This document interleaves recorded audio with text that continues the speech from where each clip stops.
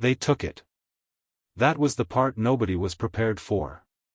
Not the home run itself, though the home run was exactly what every Shohei Ohtani home run is, which is to say something that exists slightly outside the boundaries of what the human eye expects to see when a baseball is struck by a bat.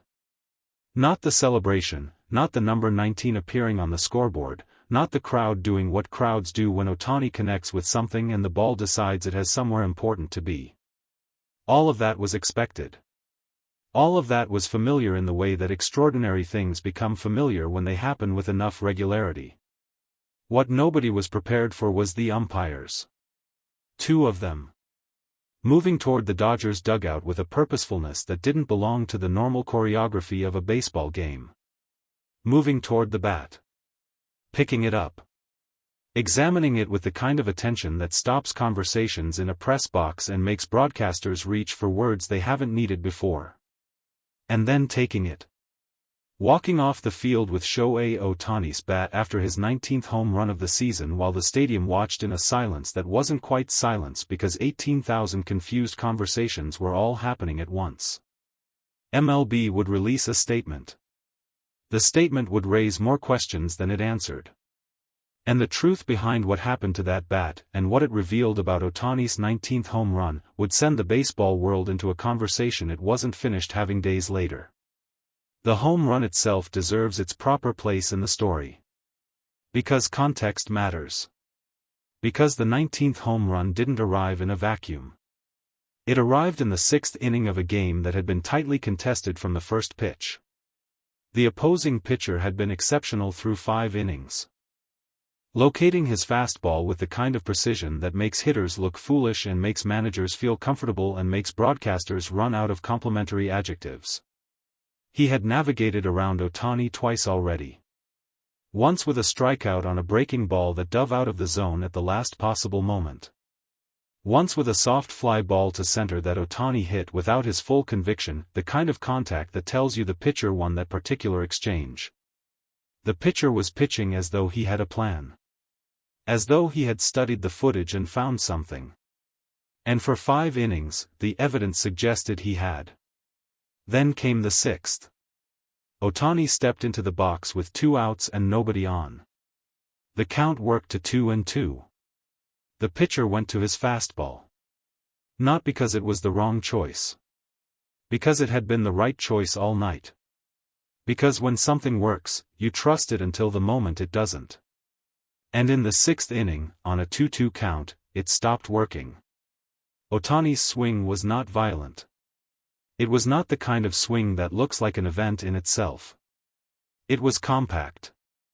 Efficient. The kind of swing that arrives and departs so quickly that you almost miss it. But you don't miss what the ball does afterward. The ball went to a place that made the outfielder stop moving before he started. Just stop. And watch. Because some balls you chase and some balls you simply witness. This was the second kind. 19. The celebration was brief. Ohtani rounds bases the way he does most things, without excess, without performance, with a kind of focused joy that acknowledges the moment without drowning in it. He touched home plate. Received his teammates. Accepted the congratulations with the particular composure of someone for whom 19 home runs is a milestone but not a destination. And then he handed the bat to the batboy. A routine exchange. The kind that happens hundreds of times a game without anyone paying attention. Except this time, 2 umpires were paying very close attention. They had been speaking to each other since the ball landed. Since before Ohtani had finished his trip around the bases. A quiet, urgent conversation conducted in the background of the celebration while the stadium noise covered whatever words were being exchanged. When the bat changed hands, one of the umpires moved immediately. He reached the batboy before the batboy had taken 3 steps. Said something. The batboy stopped. Handed over the bat. And then the second umpire joined the first, and together they stood near the dugout railing and examined Shohei Ohtani's bat with a thoroughness that the broadcast cameras captured from 3 different angles simultaneously. The stadium noticed before the announcers found the words. That particular shift in crowd energy from celebration to confusion as its own sound. It is distinct from excitement and distinct from disappointment. It is the sound of 18,000 people asking the same question at the same moment. What is happening? The broadcast team recovered quickly, as broadcast teams do, and began framing the situation in real time. The words pine tar were mentioned.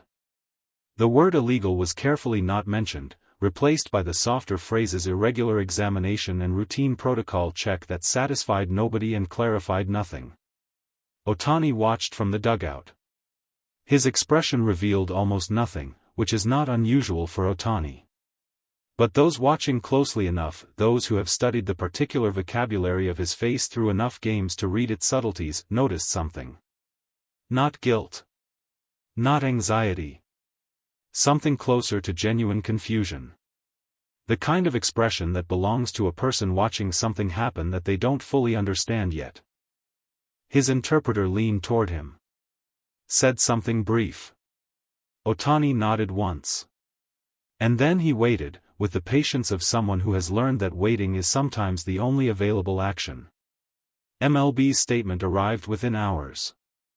It was carefully worded in the way that official statements are carefully worded when the organization is managing a situation that has multiple possible narratives and wants to control which one takes hold. The bat, the statement confirmed, had been confiscated for examination following the home run. The examination was described as standard procedure triggered by observable characteristics noted by the umpiring crew. The statement did not specify what those observable characteristics were. It confirmed that no immediate violation had been found.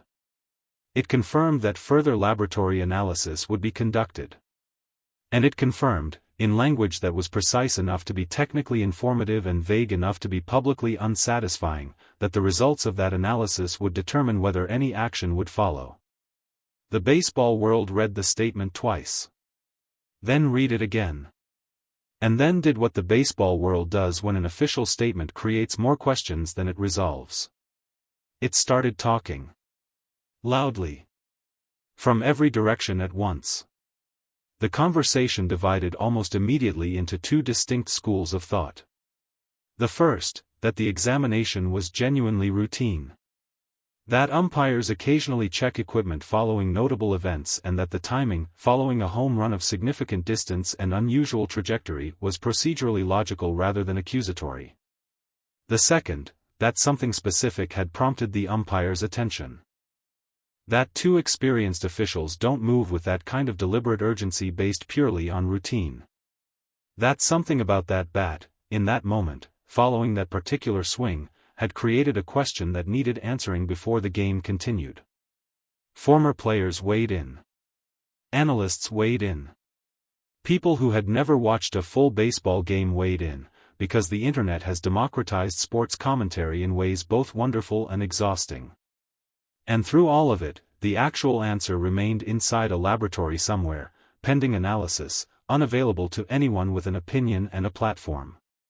What MLB eventually revealed reframed the entire conversation. The bat, upon examination, showed characteristics consistent with an unusually dense wood grain pattern in the barrel. Not illegal. Not doctored. Not manipulated in any way that violated the rules of the sport. But unusual enough, rare enough, that the umpire's attention was understandable.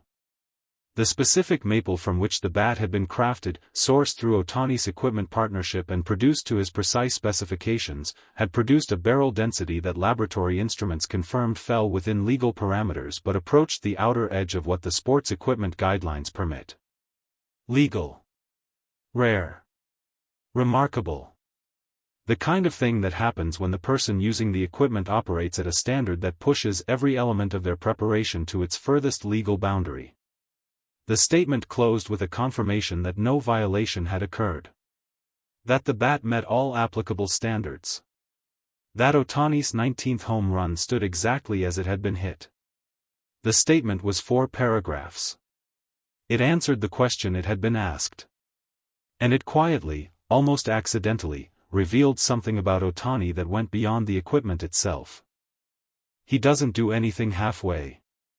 That was the sentence a veteran analyst used on a broadcast the following evening, and it landed with the weight of something that had been true for a long time but needed this specific moment to be said clearly. The bat wasn't illegal. But it was as legal as a bat can possibly be while remaining legal. The specifications were as precise as specifications can be while remaining within the permitted range. The preparation that went into that piece of equipment, from the wood selection to the grain orientation to the barrel construction, reflected the same philosophy that governs everything Ohtani brings to a baseball field. Maximum preparation within every available boundary. Nothing left unexplored. Nothing left to chance. The umpires had noticed something real. MLB's laboratory had confirmed something real. And what was real turned out not to be a violation. It turned out to be a window into how Shohei Ohtani approaches every single element of his existence in this sport. Which is to say, completely. 19 home runs. A confiscated bat. A laboratory report. And at the end of all of it, the same truth that keeps revealing itself no matter which direction you approach him from. He is not doing what everyone else is doing and doing it better. He is doing something different entirely. And the gap between those two things is exactly as large as it looks.